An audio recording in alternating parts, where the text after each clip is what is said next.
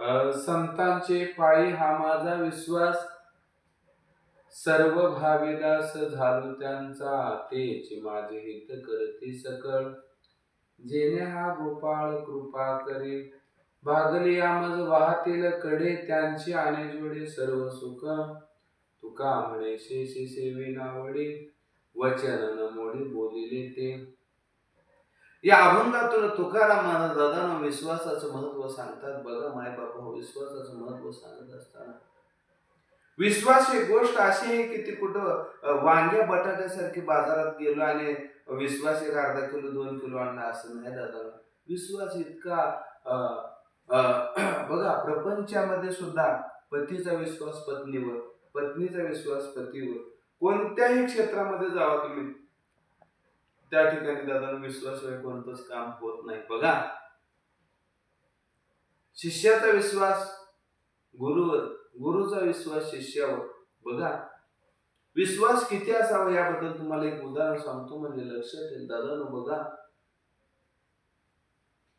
निळोबराय त्या ठिकाणी सहज बसले होते आणि बसल्यानंतर निळोबरायच्या मनामध्ये विचार आला की अरे आपण हे जीवन आपल्याला त्या परमात्म्याने हे अनमोल शरीर दिलेलं आहे, पण ह्याचा कुठं तर त्या ठिकाणी वापर झाला पाहिजे, कुठं तर गुरु करून घेतलो पाहिजे.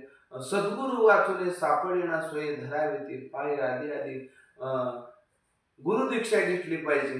मनामध्ये भाव निर्माण झाला आणि निर्माण झाल्यानंतर त्या ठिकाणी कोणाकडं माळ घालायची, तुळशीची पवित्र अशी गळ्यामध्ये माळ घालायची. मग त्या वेळेला त्या ठिकाणी दादा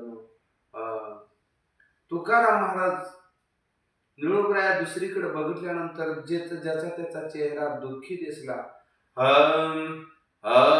जो देखे सो दुखिया बाबा, सुखिया कोई नहीं. आणि त्या ठिकाणी तुकाराम महाराजांच्या चेहऱ्याकडे लक्ष त्यांचं गेलं आणि लक्ष गेल्यानंतर तुकाराम महाराजांचा चेहरा अगदी प्रफुल्लित. राजसकुमार मदनाचा पुतळा, रविशेषी कळालो पलिया. आणि तुकाराम महाराजांच्या चेहऱ्याकडे बघितल्यानंतर चेहरा अगदी टवटवीत. आणि त्यावेळेला त्या ठिकाणी निळोबराय तुकाराम महाराजांच्या पायावर डोकं ठेवलं. श्रीमस्ता श्री संताची माता चरणावरी, साष्टांग हे करी दंडवत. आणि त्या ठिकाणी दादानो निळोबराय तुकाराम महाराजांच्या पायावर डोकं ठेवतात आणि निळोबराय तुकाराम महाराजांना म्हणतात की महाराज मला गुरु दीक्षा द्या, मला गुरु दीक्षा द्या. म्हटल्यानंतर त्या ठिकाणी तुकाराम महाराज निळोबरायला म्हणतात की बाळा तू अजून थोडासा छोटा आहेस, जरा मोठा हो.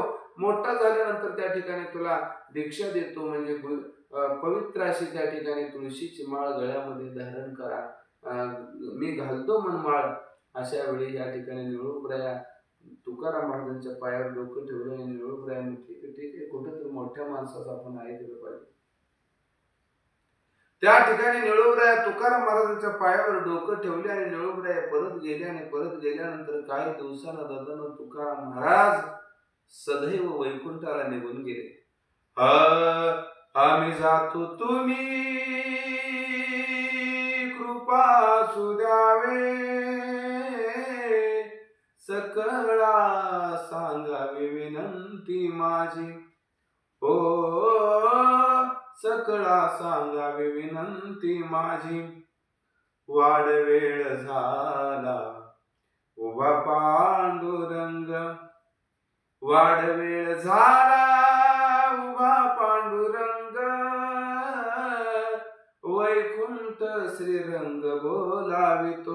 आणि त्या ठिकाणी दादा तुकाराम महाराज वैकुंठाला निघून गेले. आणि वैकुंठाला निघून गेल्यानंतर ही बातमी निळोबरायला लागली.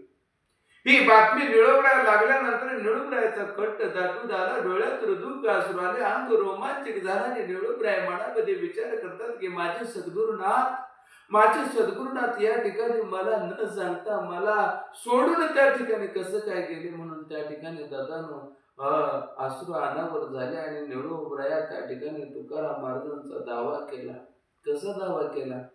तुकाराम तुकाराम तुकाराम तुकाराम तुकाराम तुकाराम तुकाराम तुकाराम.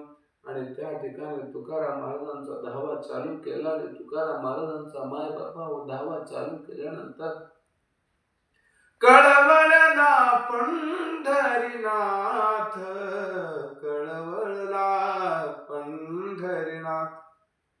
आणि त्या ठिकाणी दादा अखिल कोटी ब्रह्मांड नायक जगाचा चालक ब्रह्मांडाचा धनी तो